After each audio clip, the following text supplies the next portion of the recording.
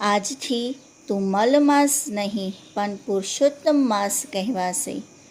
પણ પ્રશ્ન એ છે મિત્રો, ભગવાને આ મહિને પોતાનું નામ જ કેમ આપ્યું? આ મહિનો દર 3 વર્ષે જ કેમ આવે છે? અને કેમ કહેવાય છે કે આ સમયમાં કરેલી ભક્તિ સીધી ભગવાન સુધી પહોંચે છે? તો આ બધા જે રહસ્યો છે એ આપણે આ વિડીયોમાં જોવાના છે, તો છેક સુધી આ વિડીયોને જરૂરથી જોજો. આજે આપણે જાણીશું પુરુષોત્તમ માસ પાછળનું રહસ્ય, એનો મહિમા, એનું સત્ય કે જે કદાચ ઘણા લોકોને ખબર પણ નથી. મિત્રો, પહેલું આપણે જોઈએ કે અધિક માસ કેમ આવે છે.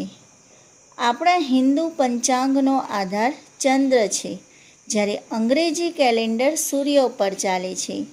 ચંદ્રવર્ષ અને સૂર્યવર્ષ વચ્ચે લગભગ 11 દિવસનો ફરક રહે છે અને આ ફરક ધીમે ધીમે વધતો જાય છે, ત્યારે લગભગ 3 વર્ષે એક વધારાનો મહિનો ઉમેરવામાં આવે છે, જેને કહેવાય છે અધિક માસ. એટલે કે આપણું જે કેલેન્ડર છે 2 કેલેન્ડર હોય છે, ચંદ્રવર્ષ અને સૂર્યવર્ષ, એ બંને 11 દિવસનો ફરક આવે છે ને એમ 11 દિવસનો ફરક જે થાય છે એમ 3 વર્ષે પછી એક વધારાનો મહિનો ઉમેરાય છે, જેને આપણે કહીએ છીએ અધિક માસ.